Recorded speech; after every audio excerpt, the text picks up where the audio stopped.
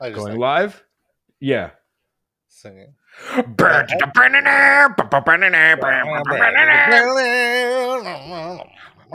at night. With the best of time.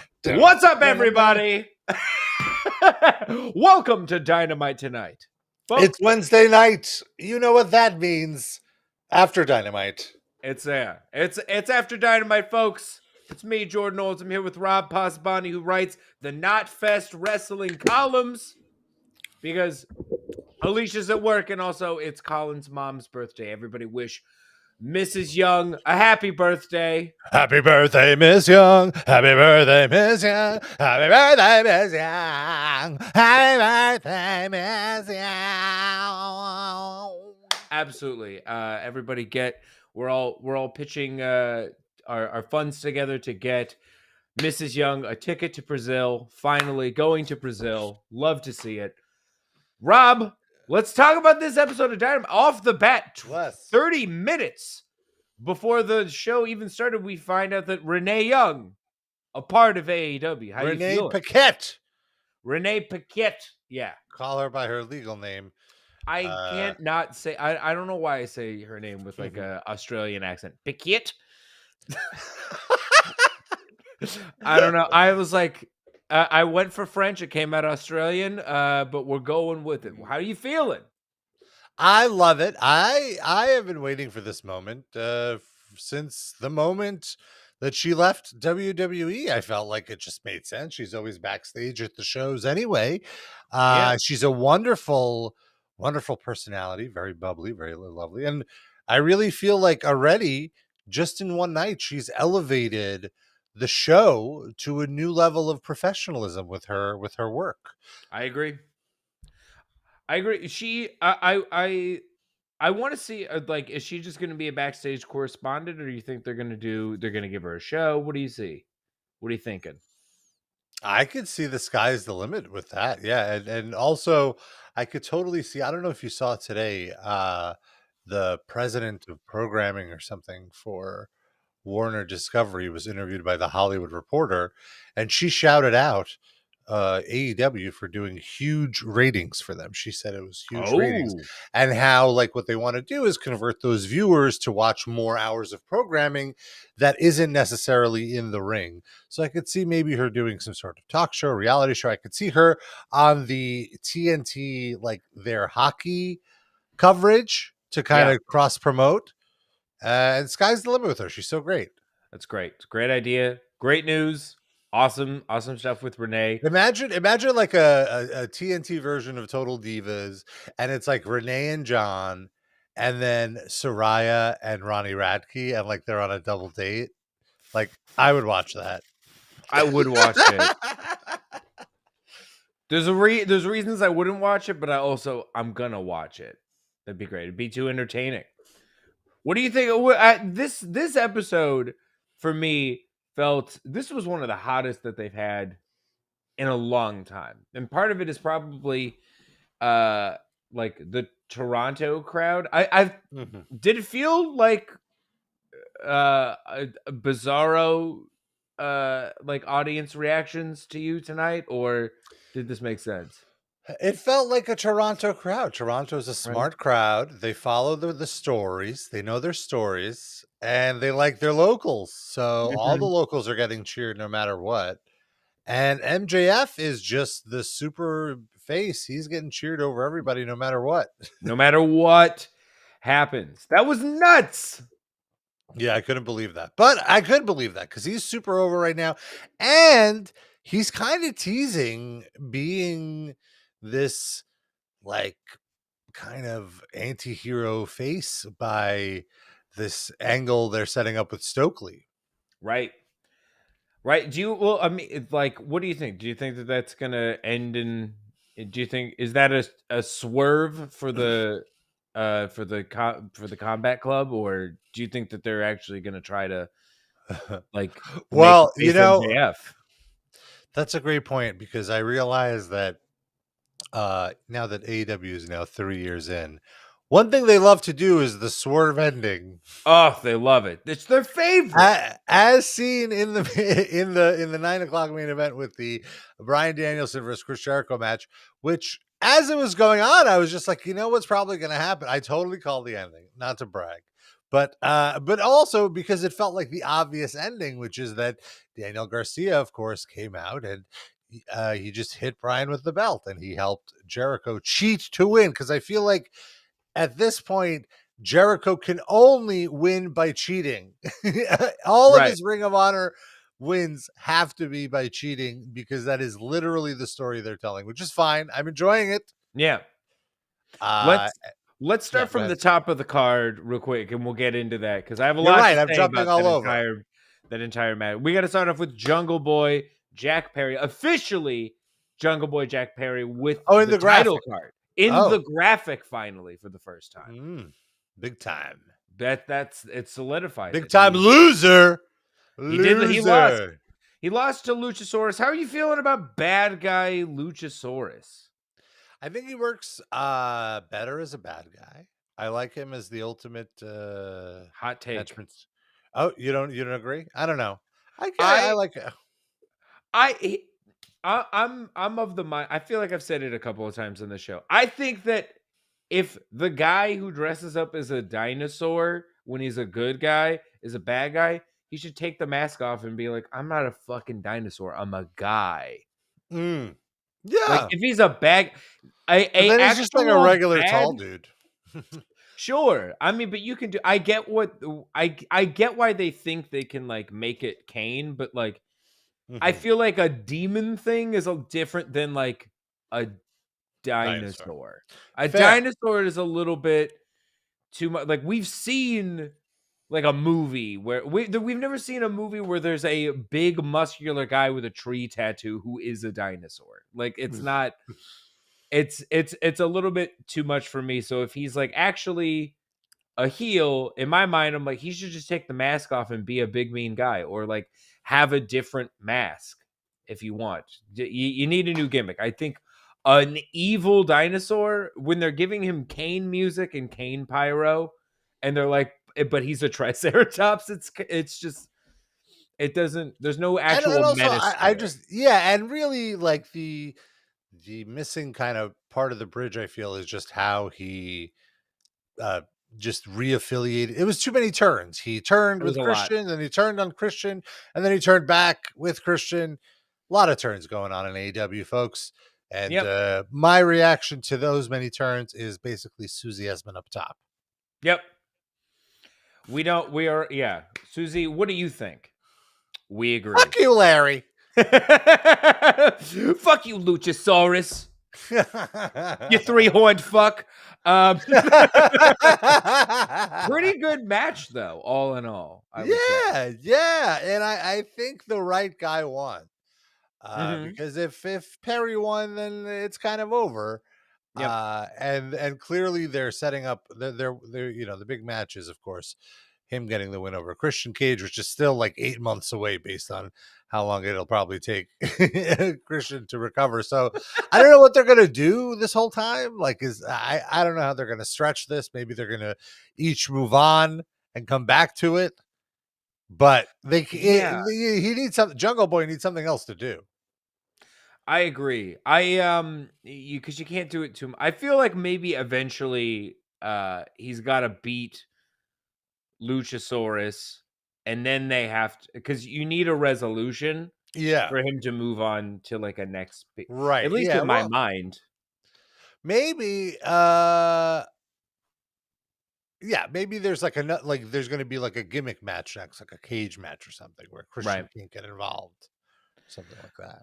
Something like that. I feel like you can do a beat the henchman match, and then since Christian can't do anything, they can disappear a little bit. We can change stuff up a little bit for Luchasaurus. Maybe it is something like, yeah, I didn't win because I'm trying to be focused with my new mentor, and I got to stop pretending to be a motherfucking dinosaur. And this isn't me hating a dinosaur gimmick, by the way. To be clear, I love it. I think a guy who believes he's a dinosaur is perfect for wrestling.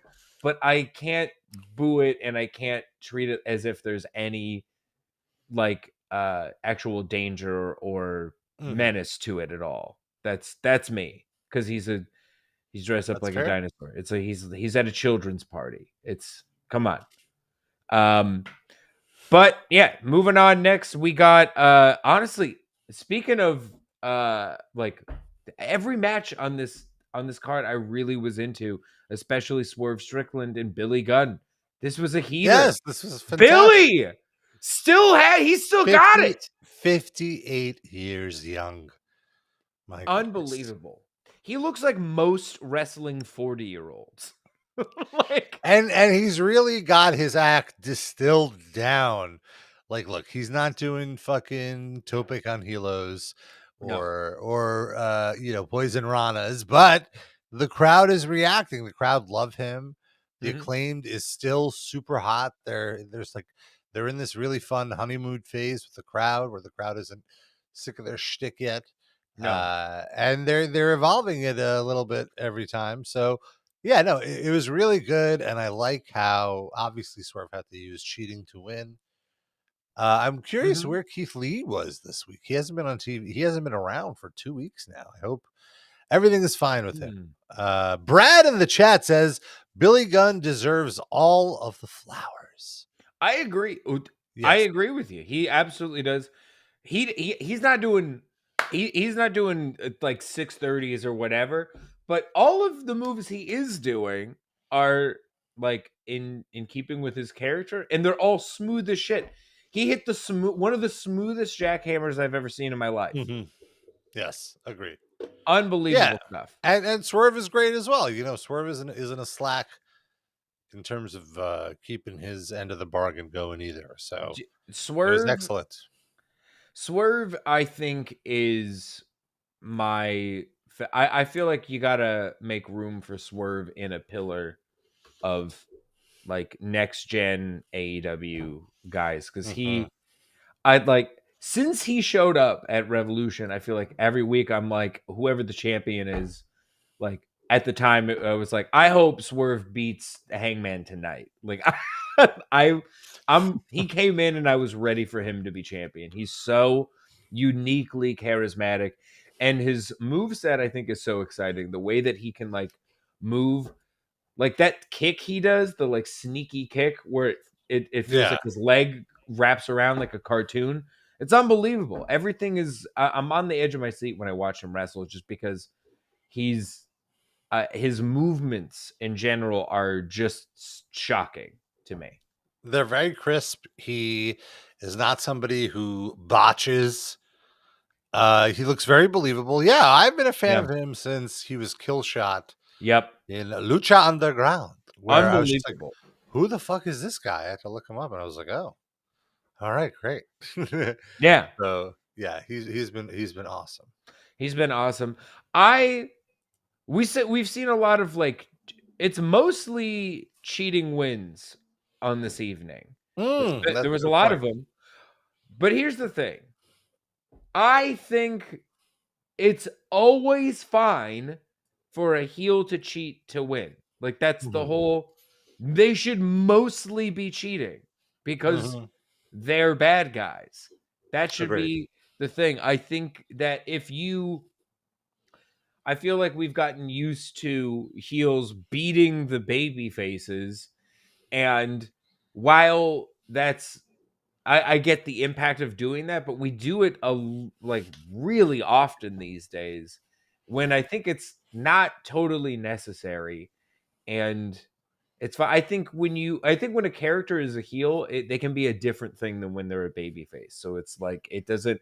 If they're winning when they're a babyface, that's fine. They have a different fire or whatever. It's kind of like Seth Rollins right now. Seth Rollins like beat Brock Lesnar twice in 1 year and won the belt for the Universal title or whatever. But now that he's a bad guy, the motherfucker is losing to everybody, losing a Riddle, And it doesn't matter. losing. He's fine.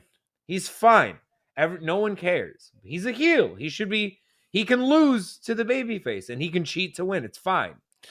And I feel the best wrestlers are the ones that can take a loss, can take any loss really and not feel it because you believe in their character, or ultimately their character as a heel, like you mentioned, is so dastardly that you know that they can't win fair and square, but they're so conniving, they're so Yeah, smart, they're so cerebral that they use their minds to trick the system into winning.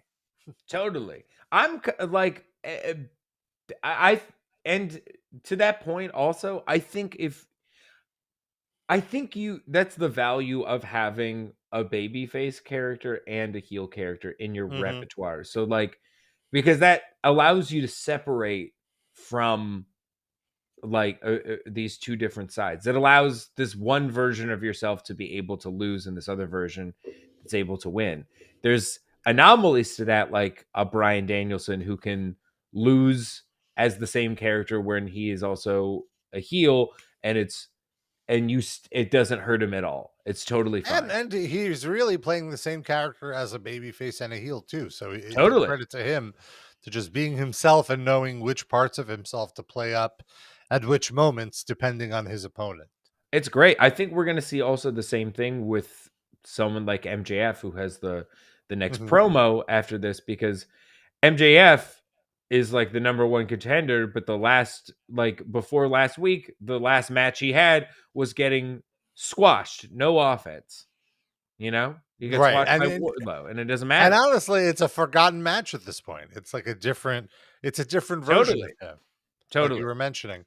And what's funny now is I feel like MJF is the CM Punk of the show, in the sense of, like, every week it's like, and we hear from MJF. Like, they don't want him wrestling. They don't want to give away him wrestling. They want to make that seem like it's a special thing, Yeah, which good, but it's just funny. Like, one thing they were promoting for next week was, we hear from MJF. It's like, all right, like, how much do we need to hear from him?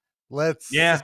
let's see. But I mean, obviously, it's almost guaranteed, I bet, after this Moxley versus Hangman match next week, that they are going to announce that it's going to be MJF cashing in the chip on Moxley at AEW Full Gear. I'm sure, like, and that'll be like the month out at that point.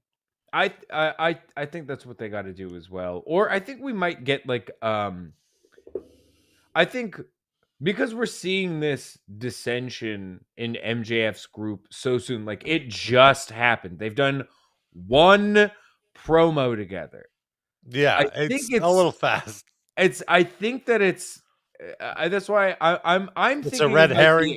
I think it's got to be a red herring. I think there's going to be like a week where you think that we might, because people are cheering MJF so much. I think they're going to lean into it a little bit and then have him like I don't know, maybe do a tag match with the Combat Guy Society and then turn on him and then cash in the chip a little like kind of near the Right. end of October or whatever. Well, that So we just get 2 reminded weeks. me, GCW, a smaller indie promotion of which Yeah. John Moxley was the champion. They had a show this weekend where Moxley faced Nick Gage, Yeah.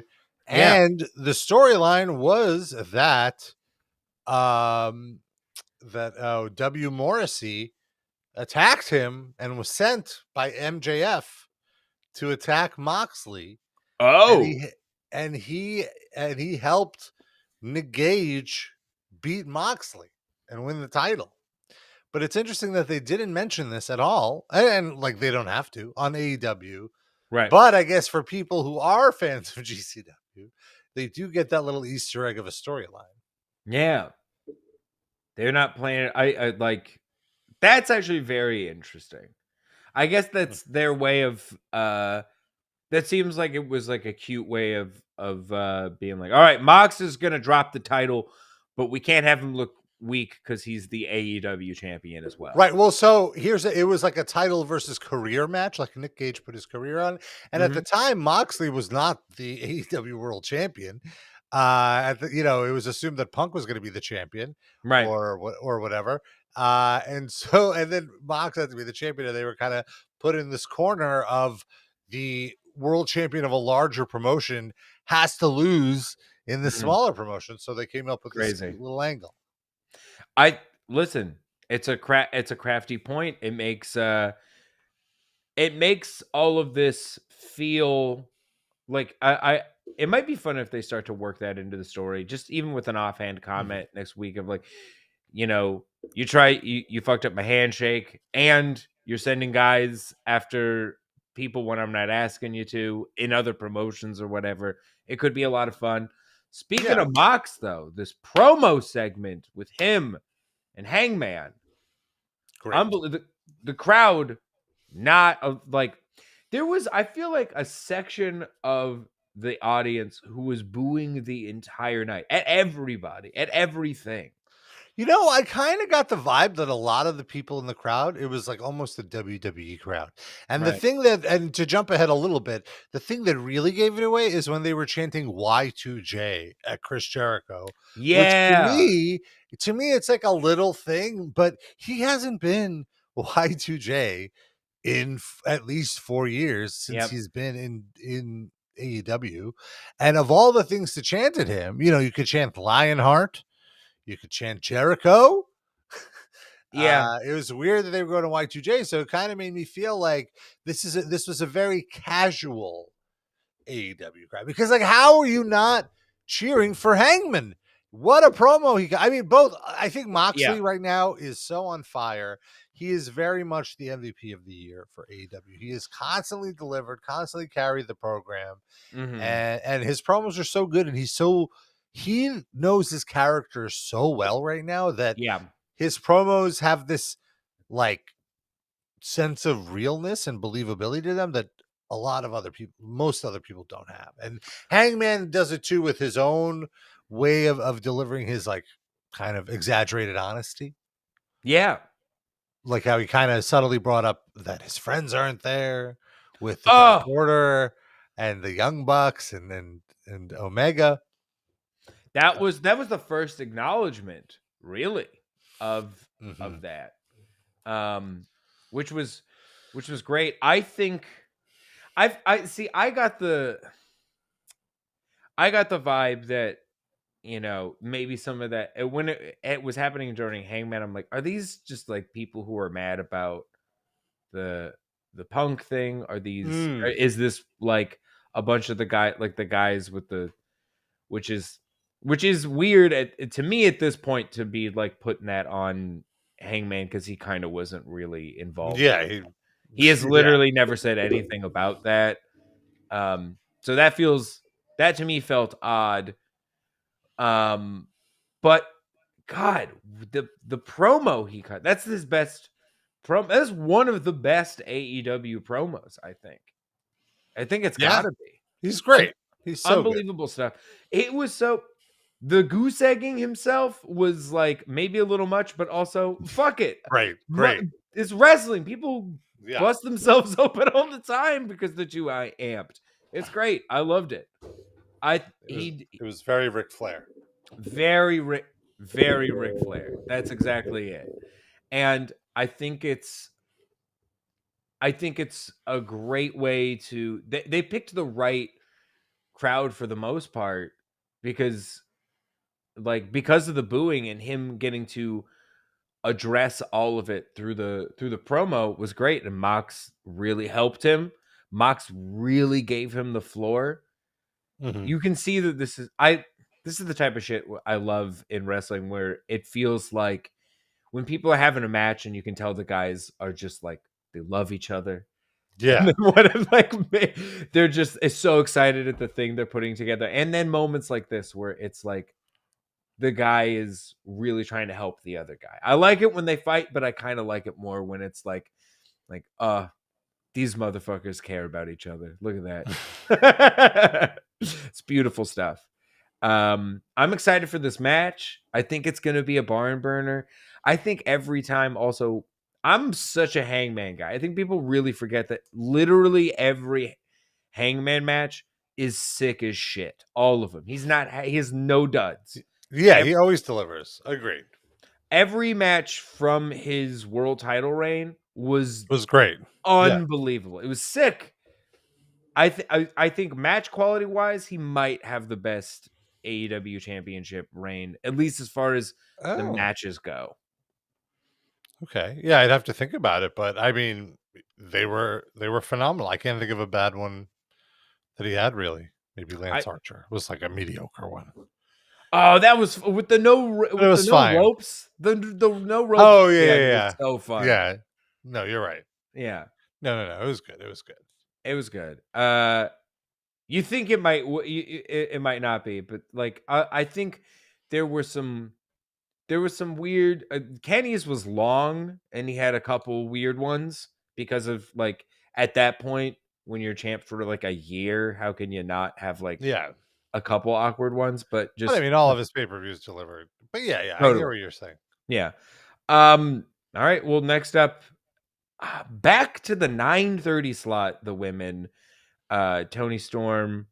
But Oh, you know what? It was fine though, because I feel like the show was so loaded. This was like this was the biggest show, like you said, mhm, since Grand Slam. So I right. don't know how many weeks that's been. That's been 3 weeks. But it really did kind of feel like almost like a pseudo pay per view. Totally. Uh, and while they were in the 9:30 slot, which if you watch watch any of our videos, we're constantly complaining about, I felt like Mhm. this didn't feel as much like the death slot, especially because the crowd was They there. got him. They were there. They weren't rushing to get their last drink or go to the toilet or whatever, as stereotypically has been said before. And all the women in the match fucking rock. They They fucking rule. rock. It was really sick. They did such an incredible job. The closing sequence was so fun. Like it to me, it's really funny. I just gotta say, like Tony Storm doing pile drivers, I always think is really funny because she's a really short person, so it just Yeah, I always freak out. That and her hip attack. Her yeah, hip attack looks fucking deadly. that yeah looks it looks chaotic. I love it. Oh, everyone did an incredible job. It's still so fun to see how hot the crowd is for Jamie Hayter. Yes. Um, I think they're no. I know that there's a lot of people who are complaining about like, oh, they're missing the window here. I'm like, no, they're not. They're fine. No, no. Slow build There it's a always. good build too, yeah. I feel I think like they're gonna get there. yeah. I don't. I man. There's no. I don't think that anyone. If we've seen one thing, it's that a slow build is always better. Like even when it Mhm. feels like the opportunity is missed, they can still nail it. Like when Julia Hart turned in the House of Black, it had been like they hadn't even talked about that in 3 months minimum. And still when they even teased her turning like a week before it happened, the crowd went fucking crazy. A slow burn always. I'm here for it. I think it's going to be exciting. I think I forgot that this was after Jericho and Brian Danielson for the Oh, ROH. yes, that's right. I Right. felt like we got here really quick. Yeah, yeah, yeah. Yeah. Jericho, Danielson for the belt. Was shocked that this was not the main event initially. Right. But I thought that this was But going to you be could real like that was part of the well, I feel like they do always want to do a big match at the top of the hour at the like the 9 o'clock hour. Mhm. That's like that is in its own way a kind of main event slot because it's usually one of the highest rated parts of the show. Totally. And like looking back, they knew that they were going to have a schmaz ending for that match. So it's not really a show closing ending. Whereas with the Orange Cassidy thing, they have a very happy ending. So Totally. it did make sense in the long run. In the long run. I just Yes. initially when I Mhm. saw Danielson come out, I was like, "Whoa!" Right. Um, Agreed. shocking. I think they got to be careful with that with the big world titles in the middle of the show because now our with our history of that, we have this and we have Mox and Punk, so we know we're getting like a schmaz means to an end kind of finish Mhm. when they're doing something like that. We know it's not going to be the big I feel like that just tells us as the audience, this is not the big one. Don't worry. Like it's fine. Mhm. even though it is for the world title. That's So fair. I think I'm like I'm down with it based on that show and this one, but it's kind of one of those things where it's like you got to be careful with 9 p.m.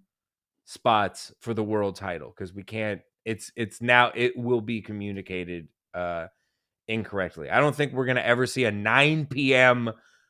like Dynamite world title match where there's a clean finish and a new champion. You know, Mhm.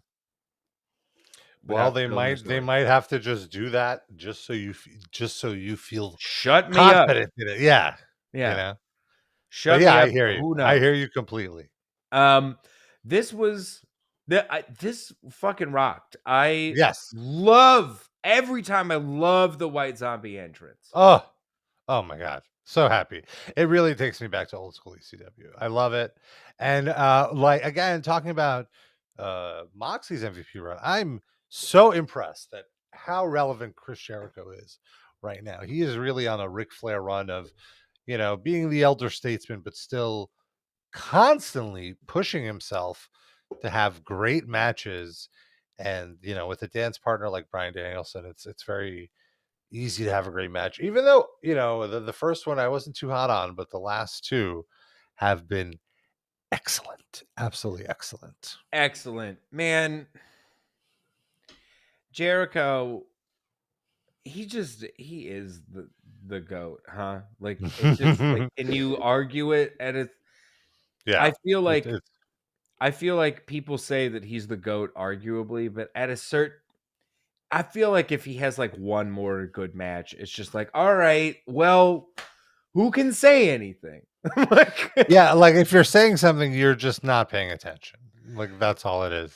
yeah, like I I think that especially these days and these times, it's really easy to get sick of something Mhm.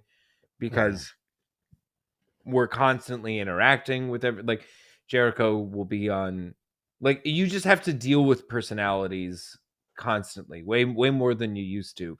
So I think that when people got sick of Jericho in that period, in like the Orange Cassidy or Eddie Kingston feuds, where it's like, how many more people got a feud with Chris Jericho? I think like it's easy to forget how important he is amongst all of these wrestlers. And then he goes and does stuff like this ROH one, the the reverting to the Lionheart character, the getting himself in shape. Like he listens, he's extremely self-aware when it comes to Yeah, wrestling in his character. And it's unlike any one I've ever seen. Like I feel like you put any other wrestler that's at his level, at his age, and if people turn on him and talk shit about him, he will talk shit back and not like most wrestlers wouldn't change a thing. They would be like, "You are no, it's the children that are wrong." But motherfucking Chris Jericho every time does a different thing. It will never stop listening to the audience and pivoting to make it work. And that's probably the biggest piece of him that makes him the GOAT. It's not even just that he absolutely agree. has this many ideas, it's that he does not stop listening. Mhm. Even the fact that he changed that when he changed when he got ripped, when he was like he came back that one in seemingly like 2 weeks and had abs. I was like, this motherfucker is unbelievable. Yeah. He is. I agree with every word you said. I'm somebody who, like, if I'm tired of somebody, I'm tired of him. And I Mm. am I'm absolutely not tired of Jericho, just like you said, because he always brings something fresh to the table. And when he sees something is getting stale, he drops it. He is quick to move on. Like he saw the wizard thing wasn't working. He's not the wizard. But like if he needs to throw a fireball, all of a sudden he's the wizard again for a week, you know. Mhm. And I think that's, like you said, his greatest strength. Because other people would be like, no, I'm going to ram it down your throat until you like it. Yeah. And I feel like that's such an important thing for this locker room to pay attention to. It's like at the end of the day, like this is a guy who's like, who has the ultimate bragging rights. Like, he beat The Rock and Stone Cold for the Mhm. belts in the height of the Attitude Era. That's forever. It was done to give him Right. that bragging right, and he has it forever. And these MFers are seeing this guy who can not get annoyed when the crowd is sick of his shit, and just going, okay, how about I do this? Just literally Absolutely a agree. shrug And and and an adaptation. It's unbelievable. and he is still the most recognized wrestler on the he's like the most Totally. famous wrestler, especially with Punk on. Like, you could say Punk would be when he's around, but at the moment, he's easily the most, like, famous Yeah. wrestler, I th most mainstream. I would say that even with Punk in the locker room, like, Punk is is the wrestler's wrestler, and the wrestling audience is more passionate about Punk, but I think in the world, more people know who Chris Jericho is.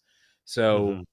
even I think more casual people know the name Chris Jericho than they do CM Punk. Because Yeah. just because of Jericho's footprint and other stuff, like, they like people who don't like wrestling but like are like comedy nerds might be like, "Oh, it's the guy from MacGruber." Like, for Right, sure, right, right, right, you right, know? right. Yeah. Um Women are like, "Oh, he's from Dancing with the Stars," or whatever. Totally. He's got I think he's done a lot of crossover stuff. So I think just on paper, he has a bigger reach. And so he's still, I think, their most important, like, personal asset. Just that he's there and doing shit like that. He's fucking killing it, man. I love Mhm. Jericho. I love that just he's getting cheered like a baby face because it's Canada and he's from there. And I love that Yes. shit. Even Brian and I this is a perfect match for Brian and Jericho because Yeah, because they're they weren't oh, well, I guess, Brian kinda caught on to the fact that they were cheering Jericho and started healing taunting it the up. crowd. Yeah, healing it up, but crowd was still cheering him, like, they weren't gonna boo him, they were booing him when he wanted boos, Right. but when the matches were going, it was a very half and half thing. They were both very over. It was Nobody so wanted to be fun. booed. Yeah, it was great. It it was great, but that crowd loved Jericho, and it was so Mhm. fun to see. Like, you wondered if they wouldn't, but it's just, I don't know. I loved it. Yeah, This was such a sick match. I feel like they've had a better match each time. They're getting really used to each other, and it's paying agreed, off. and they're kinda playing off the previous matches, Totally. uh, Yeah, a little bit. Yeah. it's great stuff. Speaking of great stuff, let's pivot to the final. We already talked about that ending with Daniel Garcia. Do you have anything else you want to add to that? No, no. I said what needed to be said. You did say what needed to be said. Because of the swerve. Do you feel that swerve was like a little too quick?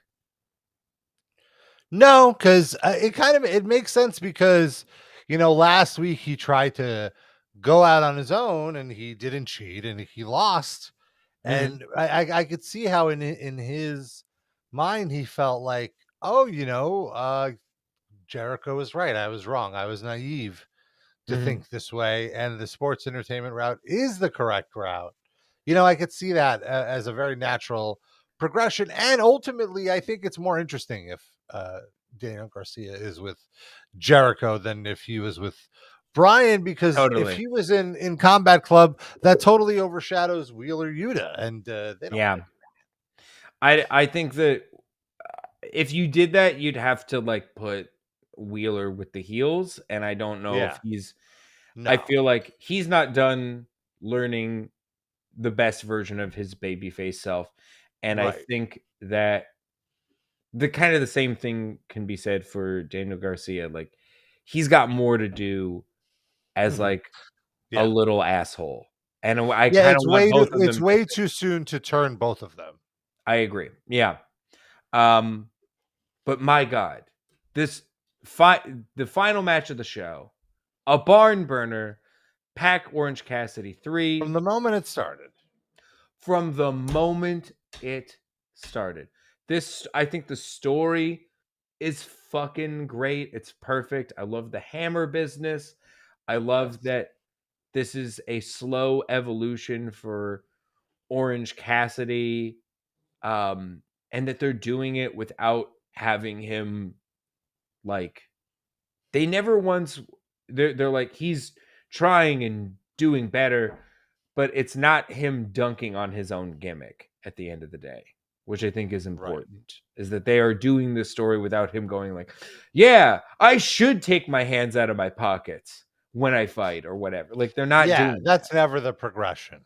Yeah. which I think is smart. What did you think of this? I thought it was so good. And the thing I love about AEW is sometimes you're just like, feels like it's the right time Mhm. for there to be a title change. And sure enough, there will be a title change. And it's great. You feel great because the difference I feel between AEW and maybe not so much now WWE, but previous iterations of WWE is you get what you want in Right. AEW. They give you what you want. And I wanted Orange Cassidy to win here, and I love Pac. Mhm. I love, but it was also just time in the way their feud has progressed over the last 2.5 years. So it was very, very good. I thought the last few minutes were incredible. The Incredible. stuff with the hammer was so good. I loved how the ref got involved. Bryce is great. And then ultimately it was Pac's demise. And yeah, no, just great ending. And then the confetti and the hugs, wonderful. I wish they had like another minute of the show so there could be a little more celebrating and he could like ham it up a little. But Yeah. I get it. I get it too. You want to bring it to the last couple of minutes. Get it. Oh no, we lost Rob. Rob, no. Well, either way, I'll just say my piece about it. I yeah, this was one of my favorite. Oh no, Rob is back. Hello, Rob. Yeah, sorry about It's that. okay. Listen, it happens. It's live on the internet, baby. Shit be going wrong all the time. But no, this was one of my favorite Dynamite matches ever. I'm into wrestling to see characters and shtick like Orange Cassidy. I'm here mostly because of it being an extension of like what you can do in the realm of humor. And so Yeah. seeing comedy folk like being taken being treated as threats, and for the people who watch that to be rewarded feels fucking great. It feels like this was obviously long overdue, but I this was the right time to do it because it was right on the cusp. you know you can't I also get from the perspective of like people who complain that this I saw people saying like it took them long enough or whatever, but it's like I don't know, they've only existed the AEW has existed for 3 goddamn years, and not everyone can be a champion at a certain point, but this was the right time to do it, and it felt fucking great. Orange Cassidy is a diamond, and he will be world champion one day, especially like Yeah. with the matches he puts together. When have you seen like I feel He's a like great that that's the thing. People don't realize how great of a wrestler he is because they're a little blindsided by the comedy. He's not just comedy when it's time to step it up and like, get hyped, he gets hyped. when name a bad Orange Cassidy AEW match. You can't do it. Like there were people who were bummed that he was gonna wrestle uh Osprey at Forbidden Door, and Oh, it was the best match. it was the best match on the show. And Yeah. I feel like people who like our Orange Cassidy people are like we're like, yeah, of course this is gonna be the best match on the show. He's incredible. Right. They're gonna do incredible shit together. It's fucking awesome. He can, especially with this showing tonight. No comedy spots from him. You No, know, it was Pac doing the comedy spots as a taunt, which I loved. great. It Yes. just it shows the versatility in that the character does not need the comedy spots to create the hype in the match. It's a piece of it. It's all about being a good performer, being a good storyteller. Mhm. This Orange Cassidy is like when he dove into the ring at like in the middle, like right at the beginning of the 10 count. I was like, this MFer, this is a theater kid. He knows. He knows this timing. And it was an incredible win. I loved it. I yelled in my house. There's only one other person in my house. The timing was Who right, am I I thought. It yelling was for? perfect. It was perfect. Perfect stuff. A perfect match.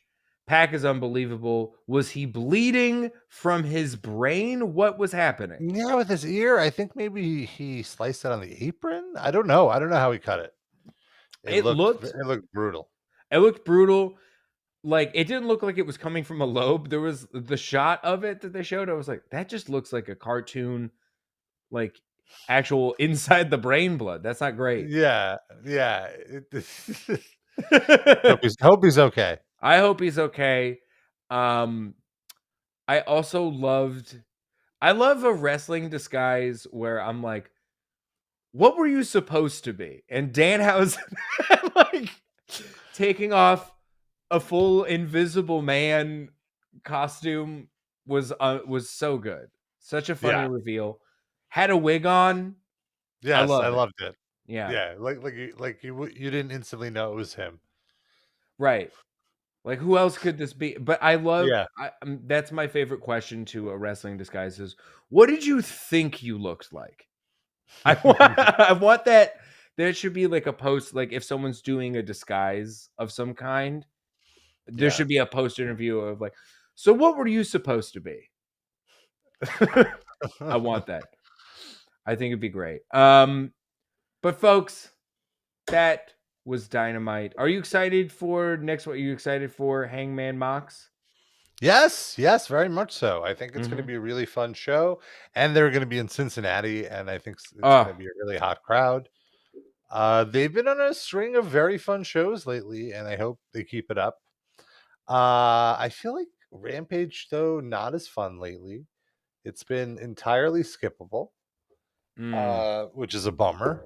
yeah, But this week they do have that Mox and Claudio versus Butcher and Blade match, which seems fun.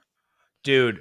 The fight us as the catchphrase over and over again. That's genius. Hmm. So simple, but uh, Pepper and Andy just going fight us, fight us, fight us is Yeah, I love it. that's instantly over with me. I loved it. What do you think that what do you do with a rampage? Like how do you like you've watched wrestling much longer than I ever will. But so I'm curious about like Yeah, what like do you I do with don't understand why. Like I get he wants to save. It's weird. It's almost like a self-fulfilling prophecy. You can't put on the big matches because nobody watches, but nobody watches because there's no big matches, and it's on it? later in the night. I would what I would do is I would not make matches that are like essentially dark elevation matches. Like I don't like that a lot Mhm. of the matches on the show are a really good wrestler against like a wrestler one or two notches lower on the card, so you just know who's gonna win. Like I want competitive matches, and they have plenty of great wrestlers there where it could be maybe that's the one where you just always have one great lucha match or like one great cruiserweight style match, you Mhm. know? I don't know. It's a good question. I don't really know, but one thing they have to stop doing is the jobber match or the talent enhancement matches. Yeah, I feel that. I think you need did the Nyla stealing the TBS title thing happen on Rampage? When did that happen? Yes, that happened this past or on Battle of the Belts, I believe it happened. Okay. All right. Yeah, I didn't even know about That was incredibly missable. No, that was embarrassingly miss. Yeah, I don't know. But it's hard. I guess it's just hard. I think honestly, the other thing I would do is I'm not sure the Friday at 10 p.m. slot works for them. I don't know Uh, any I who the fuck is at home or not doing well, something I on think Friday yeah, at like 10 PM? I think they expect the SmackDown audience to switch over. Like that was the hope, but it's not happening. So get the hell out of there. They're not going to be on Thursday nights. They're not going to be on Monday nights because that's football nights. I think Uh, Tuesday against NXT is maybe what, the only option? but then that's too close to Wednesday. Maybe they need to go on Saturdays. I would love a Saturday at 7 or like a Friday at 7. I feel Friday at 7 is, but I think they actually did that. They were preempted and they were on at 7 a few times and the ratings sucked. So, Right. because that is 4 o'clock on the West Coast. That's the I think it's smart to film. I get the economics of filming both shows at the same time, but every Mhm. time I've been to we've only gone to shows that have had the long Rampage, so maybe I'm not the right gauge for this, but I think filming a Rampage directly after a Dynamite is also asking for trouble because you're getting a tired crowd and you're getting yeah, people that feel like they've seen the main event. I feel like what you can absolutely tape it, but you got to treat the show as if it's as important as Dynamite. With WWE, they used to have, I know that like SmackDown used to be taped, but SmackDown still felt like it was integral yeah, to the story of everything. yeah. Like everything, they SmackDown works because it was like, what the fuck is going to happen? We got to, you'll have to find out on SmackDown, which That's is a good point. That's another ticketed thing. what I noticed here is they kind of it's almost like Rampage has its own roster. Like Hook Mhm. only wrestles on Rampage. Jade only wrestles on Rampage. Ethan Page. Which doesn't Like make this. sense. Jade is the TBS champion. Yes, Put yes, her, if anything, she should be only on Dynamite. yeah. No, it does not make It sense. makes no sense.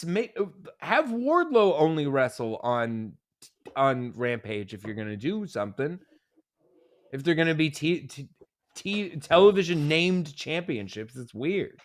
Yes. I don't know. I think it's weird. Whatever. I might be wrong.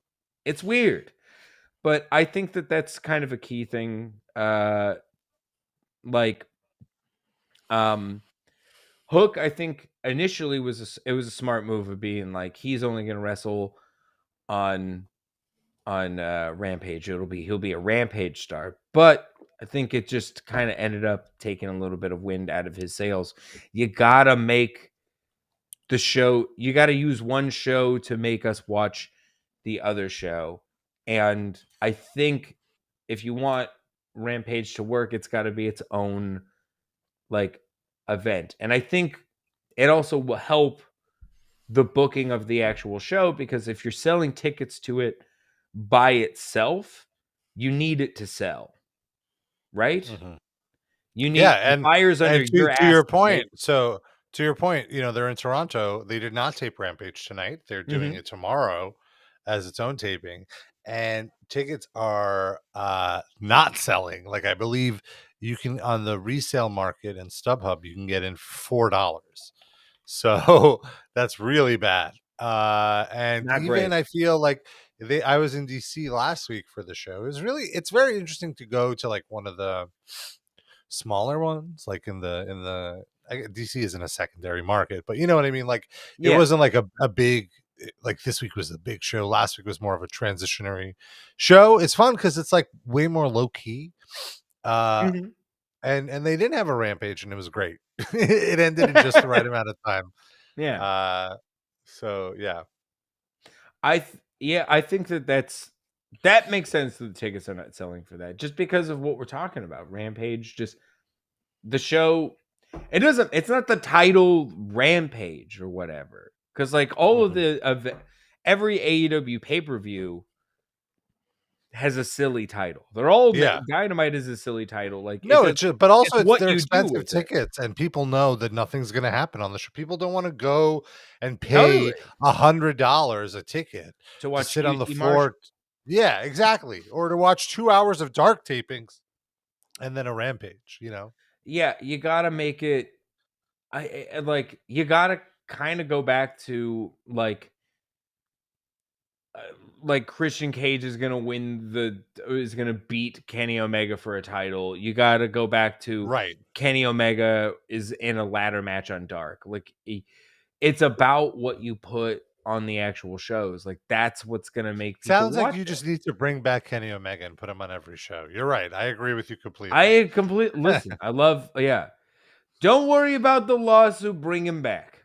Let's bring him back, baby. We need him. I need a video game entrance that I don't understand. I need it I weekly. yeah, yeah, I miss him so much. I miss him so we miss Kenny Omega. We love and we I Rob and I are like we don't care what happened in the fight. We love all those people. Yeah, yeah, bring them all back, please. I don't Bring them all care. back. Let bygones be bygones. Sign of the night was the please stop fighting frowny face sign. Did you see that? Yes, Unbelievable. love it. Great stuff. Kudos to that person. Thank you all so much for watching Knotfest Wrestling. We're gonna use Sorry. yeah. We love to sing this. We love to sing here on the show. We're gonna be live. We're doing a pre-show for next week's Dynamite because it's on a Tuesday. We all work Tuesday nights. So we're going to miss the show live. We're going to be doing a pre-show, me, Colin, and Alicia. So we'll see you next Tuesday. Folks, Rob, thank you for Thank you. joining me. It's been a Everybody, pleasure. And thank you, Susie. thank you, Susie. Susie, do you have any plugs? Absolutely. Season. You should read Rob's wrestling column at notfest.com/wrestling every Tuesday and Friday. You full right, fucks. Yeah, how could I forget? Yeah, you gotta Gotta have the read 485. Rob. Like we're not gonna be on schedule next week, but Rob is on schedule each week with 2 columns a week on Knotfest, giving you condensed versions of all the gossip. You don't have to go and sit on your Twitter machine all day keeping up with the news. I bring you everything you need to know. I distill all the crap, get all the lies out of there, just give you what you need to know, who you need to know, the videos you need to see. Only on Yes, notfest.com. you don't gotta watch British children talk for an hour and a half. Exactly. Spend 4 minutes reading Rob's column. It's beautiful stuff. Boom. All right. Brad, thank you for all the comments. Yes, thank you, Absolutely. Brad. Kudos for the office equipment joke on Oh, yes, that Rob. was That was excellent.